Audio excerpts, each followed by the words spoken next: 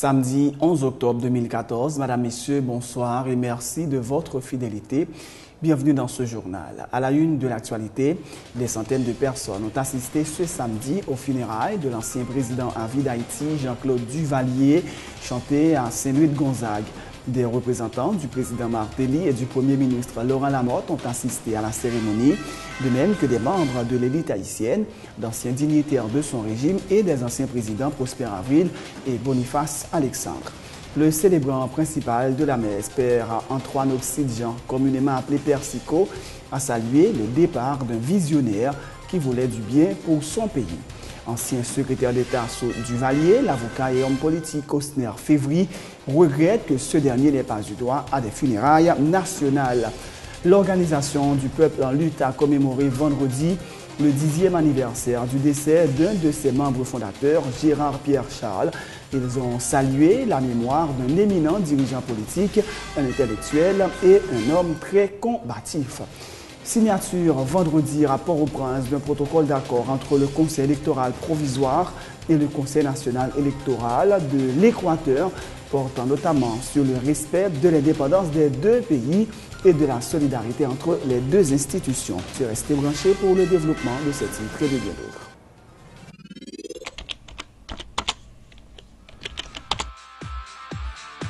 Bienvenue à cette édition d'Information Pulsation, l'essentiel de l'actualité de la journée.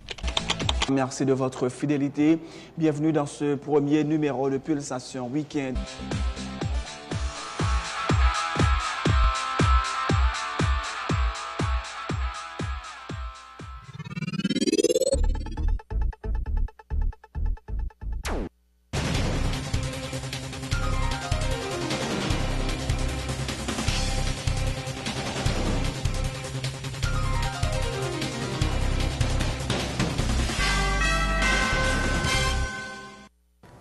Bienvenue dans le développement du journal.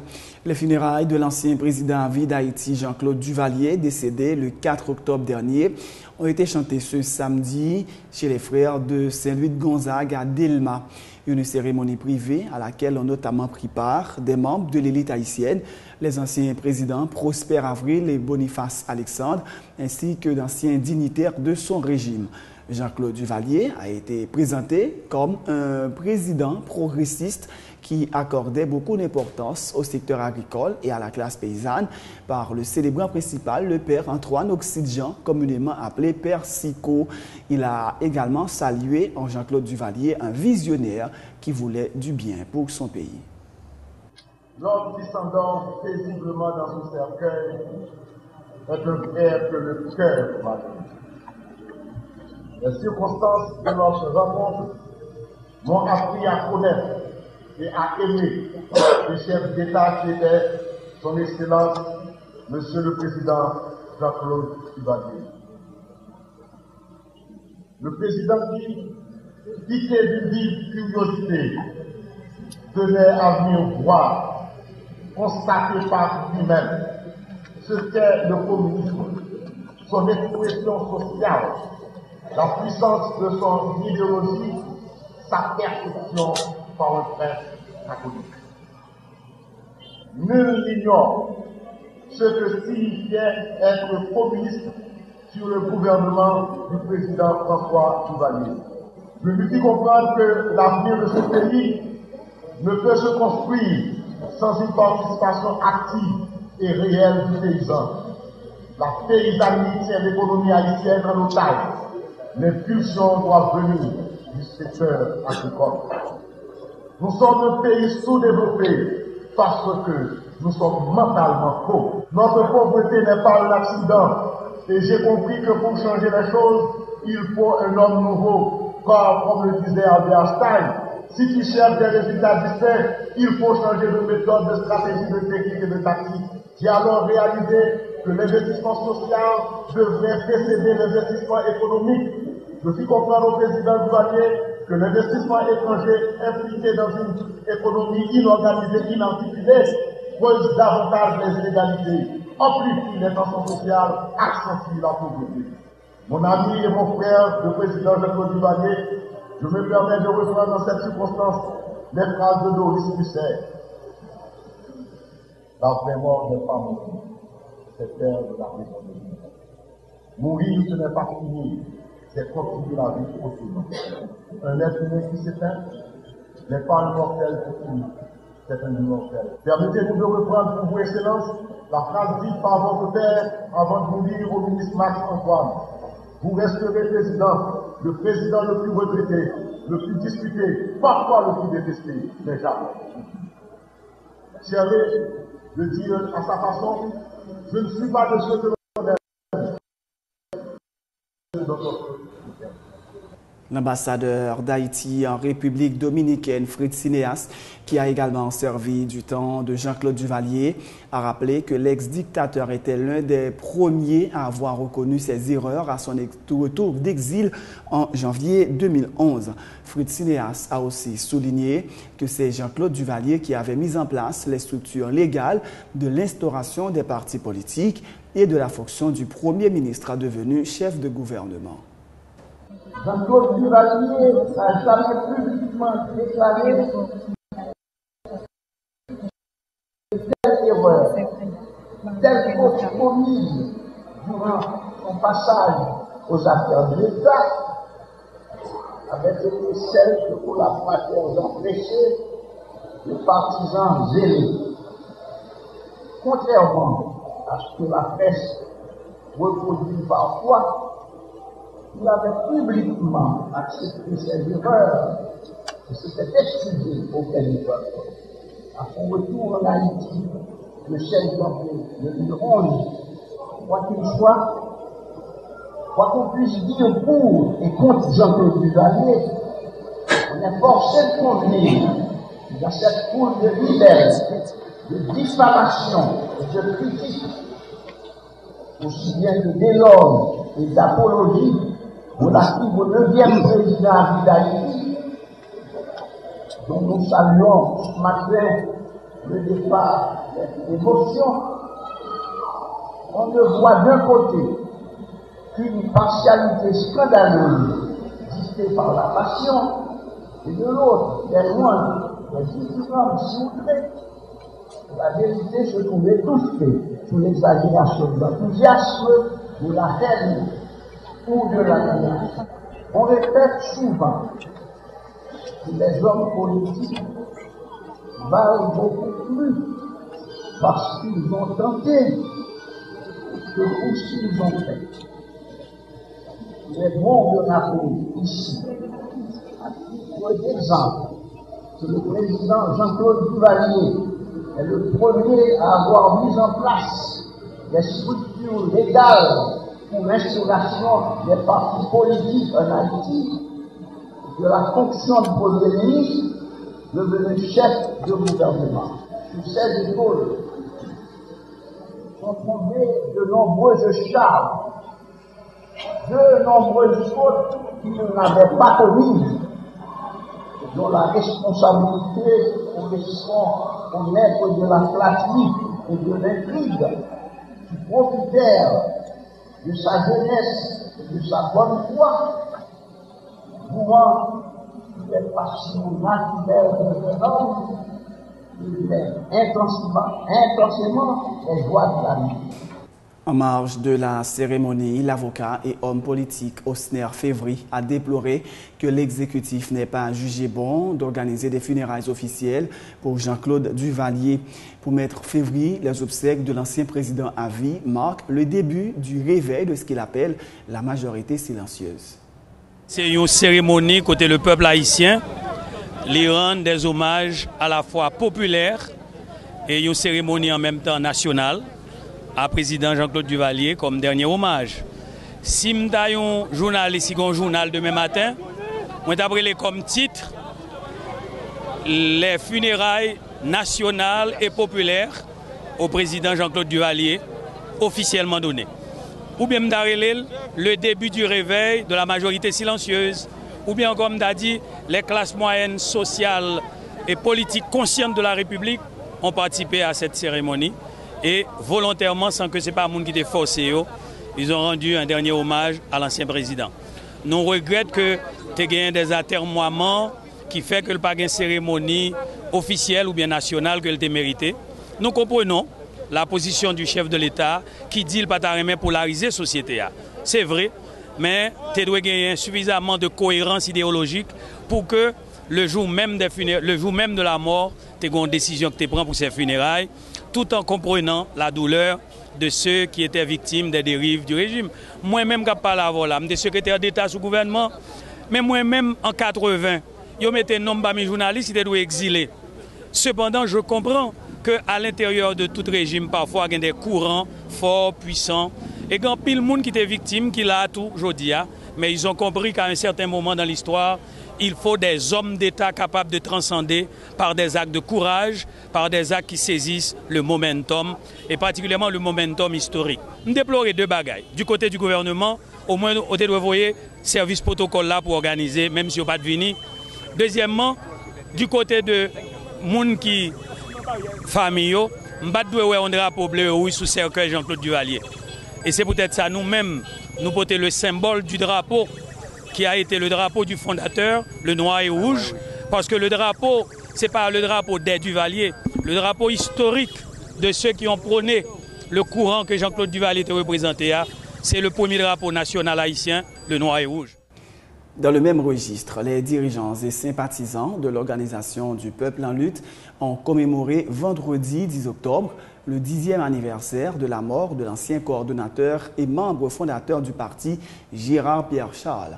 L'occasion pour les membres de l'OPL de faire l'éloge de ce dirigeant politique, un intellectuel, mais également un homme très combatif, ont-ils dit. Ils se félicitent du fait que le rêve de Gérard Pierre Charles de faire de l'OPL un parti institution dont la durée de vie va au-delà de celle de ses dirigeants soit en train de devenir une réalité.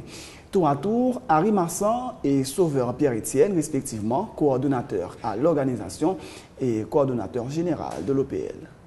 10 ans depuis un monde qui a pensé pour l'OPL, qui était fondé l'OPL 6-5 décembre 1991, monsieur l'avait quitté au pouvoir. C'est Gérard Pierre Charles. Gérard Pierre Charles, c'est au moment que tout militant OPL, tout dirigeant OPL, tout cadre OPL était à l'aise avec nous. Au niveau de l'OPL, nous comme ça, ne pas quitter comme ça inaperçu par rapport à ça, Gérard qui nous présentait pour nous. 10 octobre 2004, 10 octobre 2014, ça fait 10 ans depuis Gérard Pierre Charles mourit. Mais Gérard a dit un type de parti. Et c'est le fondamental pour lui. C'est parti institution. Gérard dit un parti vignon institution. C'est l'espérance de vie parti ça. Lui aller au-delà de l'espérance de vie de ses membres. Il dit faut moun qui font des partis, il y a moun qui membres, les ont mouri, parti arrêté. Et ce type de parti ça a été rêvé pour te faire des OPL et les Gérard mouri, il pas quitté OPL pour Suzy Castor, même si Suzy Castor était membre direction parti. Il pas quitté parti pour une 4 petites lios ou pour tous les 4 parce que c'est pas de propriété privée, il pas mourir pour la partie non plus. Eh bien, nous Gérard mouri, nous avons l'autre coordonnateur général Edgar Leblanc-Fils qui fait 2 mandats. Edgar Leblanc-Fils pas là, moi vini paraître sous deuxième mandat et deuxième mandat certainement c'est dernier à tout. Gérard toujours dit ça. Faut qu'on tête à la fois bien faite et bien pleine. Nous avons une discussion en tête bien faite et bien pleine. Mais Gérard dit sauveur, même si on tête à la fois bien faite et bien pleine, 50 têtes pensez plus bien qu'une seule tête, même si tête ça à la fois bien faite et bien pleine. Tout à fait autre chose. Signature ce vendredi à Port-au-Prince d'un protocole d'accord entre le Conseil électoral provisoire et le Conseil national électoral CNE de l'Équateur. Il porte sur le respect de l'indépendance des deux pays et de la solidarité entre les institutions haïtiennes et équatoriennes, a indiqué le président du CNE, Domingo Paredes. La délégation équatorienne devrait mettre fin ce samedi à sa visite en Haïti. L'accord cadre que nous venons de signer est parti du respect de la souveraineté de nos pays respectifs. La feuille de route que nous avons tracée au Conseil électoral provisoire d'Haïti, il y a 3 principes basiques que je veux transmettre à nos collègues les conseils électoraux. Transparence, l'honnêteté, le respect à la volonté souveraine de nos peuples. Ces 3 principes basiques et nous a conduits ici en Haïti. Cette historique que nous avons envers ce noble peuple. Ce peuple nous a donné des ressources et il nous a donné des hommes pour combattre, pour lutter contre la colonisation espagnole, de libération qu'avait mené Simon Bolivar. De cette dette historique, nous sommes ici. Et avec toutes nos ressources, avec nos talents humains et le Conseil électoral, à construire cette stabilité politique et à approfondir la démocratie. Haïti, le peuple le plus aimé du continent à cause de sa marginalité et parce que c'est un peuple sympathique. La mauvaise propagande au niveau international. Nous allons collaborer avec le Conseil provisoire d'Haïti. Désormais, ce ne sera plus 15. Avec le comptage rapide, 1 heure, 2 heures, quelques heures, on peut avoir les résultats des élections. Et beaucoup plus de transparence dans le processus électoral. Nous avons essayé durant ces 2 élections avec des résultats très positifs et en utilisant le système de comptage rapide. Comme ici en Équateur, et le plus important, c'est l'exemple de notre solidarité et notre appui à la consolidation de la démocratie en Haïti, un appui à la stabilité politique en Haïti. Dans le cas de l'Équateur, nous voulons vous informer, depuis l'année 2008, constitution de l'Équateur, année au cours de laquelle fut approuvée une nouvelle constitution en Équateur. Le président du CEP, Max Mathurin, s'est réjoui de la visite de la délégation équatorienne en Haïti et affirme que bien des leçons peuvent être tirées du fonctionnement du système électoral équatorien. Max Mathurin qui cite notamment la nécessité que le financement des élections soit assuré par les impôts des contribuables et le fait que le contentieux électoral soit indépendant de l'organisation même des élections. Max Mathurin devrait présider une délégation du CEP qui séjournera le mois prochain en Équateur. Je me réjouis des résultats obtenus au terme de ces assises, ponctuées par la signature d'un protocole d'accord entre les institutions électorales de l'Équateur et d'Haïti. À travers les ateliers tenus, il nous a été permis de déceler des similitudes entre les 2 systèmes électoraux. Comme Haïti, l'Équateur possède beaucoup de partis politiques, un budget électoral relativement élevé, beaucoup de postes à combler, pour ne citer que celle-ci. Nous avons pu aussi apprécier des distinctions claires et précises entre le système haïtien et le système équatorien. Des distinctions qui ont des rapports avec les cultures politiques des 2 pays. Les différences les plus criantes pourraient se résumer dans les points suivants. Le système électoral constitue l'un des 5 pouvoirs indépendants du système politique équatorien. Le tribunal électoral équatorien est indépendant du Conseil national, d'où les contentieux électoraux sont traités par des juges qui ne sont pas des employés du Conseil national électoral. L'intégration des couches vulnérables équatoriennes dans le processus électoral. Le temps record de la publication des résultats préliminaires, soit 5 heures après la fermeture du scrutin, alors qu'en Haïti, nous devons attendre au moins 10 jours. Pour nous, du Conseil électoral provisoire, beaucoup de leçons peuvent être tirées du processus équatorien. Et les plus notables sont la publication obligatoire au système électoral, car un certificat de participation est délivré après le vote et les institutions du pays peuvent l'exiger dans la recherche des services. Le financement des élections est assuré par les impôts des contribuables équatoriens. La transparence du système électoral, le contentieux électoral est indépendant de l'organisation même des élections. Aussi, les pistes de coopération souhaitées par l'institution que j'ai l'honneur de diriger couvrent-ils les aspects ci-dessus mentionnés. Au nom de mes collègues, je me réjouis de l'invitation qui nous est lancée de la part du CNE pour séjourner en Équateur en novembre prochain. Le bâtonnier de l'Ordre des avocats de Port-au-Prince, Maître Carlos Hercule, appelle les protagonistes à réfléchir aux conséquences de la non-organisation des élections, soulignant que dans cette épreuve de force, il n'y aura pas de gagnant. L'homme de loi impute à différents secteurs la responsabilité de la situation actuelle du pays. L'exécutif, pour n'avoir pas pris les dispositions nécessaires au renouvellement du premier tiers du Sénat en 2011, le Grand Corps, pour n'avoir pas exigé la tenue de ce scrutin indispensable à son bon fonctionnement, les partis politiques aussi bien que la société civile. Suivant la théorie de la responsabilité, l'exécutif est responsable de n'avoir pas pris toutes les dispositions pour le renouvellement du premier tiers du Sénat en 2011. Le Sénat aussi n'avait pas exigé la tenue d'un tel scrutin indispensable à son fonctionnement. La classe politique n'avait pas réagi de façon énergique et déterminée à ce vide institutionnel. et nous autres aussi de la société civile. Nous n'avions pas eu à tenir, comme c'est le cas aujourd'hui, autant de rencontres en vue d'éviter le pire au pays. Nous devons tous admettre que notre relation avec la loi est mauvaise, très mauvaise. Nous devons tous reconnaître qu'au lieu de nous soumettre aux exigences de la loi, nous préférions aller par la tangente, nous poser très souvent en belligérant à la norme suprême. Il n'est nullement donc permis au pouvoir exécutif, en cas de difficulté, de rendre exécutoire l'avant-projet de la loi budgétaire, alors que le Parlement existe encore. Mesdames, Messieurs, s'il vous est donné de réaliser un projet dont le profit serait d'1 million de dollars, avec votre pire ennemi, que feriez-vous? Cette question est pour vous, Monsieur le Président de la République. Cette question est pour le groupe des 6 sénateurs de la République. Cette question est pour les durs de l'opposition. Haïti n'est pas une monnaie. Elle vaut davantage. Haïti est la somme de tous les citoyens.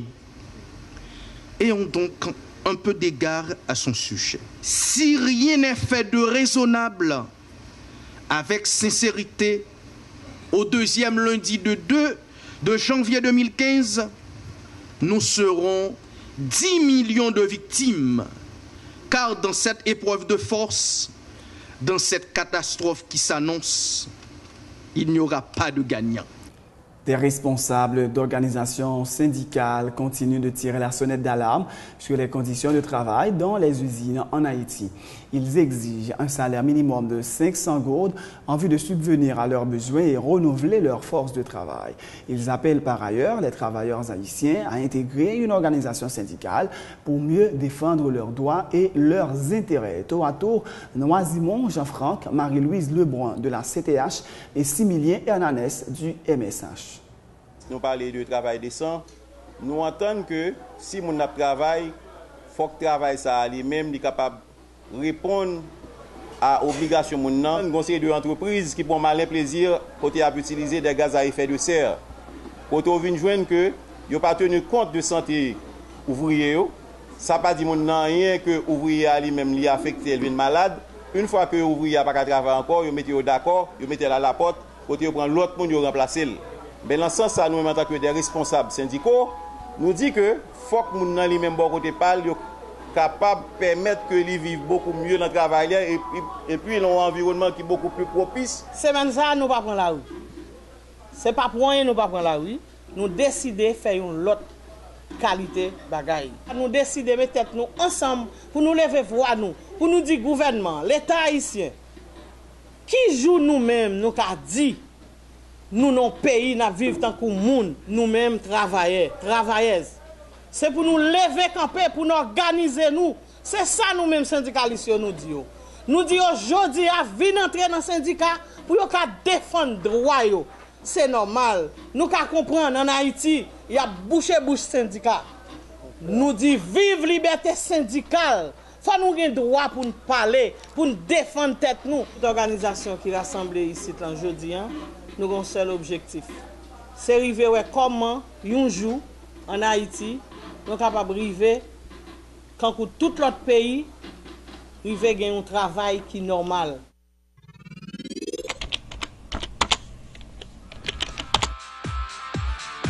Bienvenue dans cette édition d'information Pulsation, l'essentiel de l'actualité de la journée. Merci de votre fidélité. Bienvenue dans ce premier numéro de Pulsation Week-end.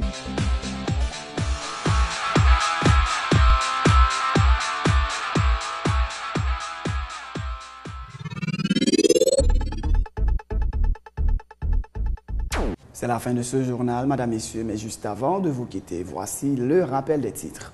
Des centaines de personnes ont assisté ce samedi aux funérailles de l'ancien président à vie d'Haïti, Jean-Claude Duvalier, chanté à Saint-Louis-de-Gonzague. Des représentants du président Martelly et du premier ministre Laurent Lamotte ont assisté à la cérémonie, de même que des membres de l'élite haïtienne, d'anciens dignitaires de son régime et des anciens présidents Prosper Avril et Boniface Alexandre. Le célébrant principal de la messe, Père Antoine Oxydjan, communément appelé Père Sico, a salué le départ d'un visionnaire qui voulait du bien pour son pays. Ancien secrétaire d'État sous Duvalier, l'avocat et homme politique Osner Février regrette que ce dernier n'ait pas eu droit à des funérailles nationales. L'Organisation du peuple en lutte a commémoré vendredi le 10e anniversaire du décès d'un de ses membres fondateurs, Gérard Pierre Charles, et ils ont salué la mémoire d'un éminent dirigeant politique, un intellectuel et un homme très combatif. Signature vendredi à Port-au-Prince d'un protocole d'accord entre le Conseil électoral provisoire CEP et le Conseil national électoral CNE de l'Équateur, portant notamment sur le respect de l'indépendance des deux pays et la solidarité entre les deux institutions. La sélection haïtienne de football prend la tête de son groupe de qualification à la Coupe Caraïbe en battant 4-2 la Barbade au stade Silvio Cator. Cette première victoire des Grenadiers depuis le début de l'année leur place en pole position pour une qualification à l'épreuve reine du football caribéen. Le Brésil de Neymar s'est offert 2-0 l'Argentine de Messi dans un match amical disputé en Chine et qui a vu l'attaquant de l'Atlético Mineiro, Diego Tardelli, auteur des 2 buts de la partie, voler la vedette aux stars du FC Barcelone. C'est la fin de ce journal. Merci de l'avoir suivi. Bonne suite de programme sur Télé Pluriel.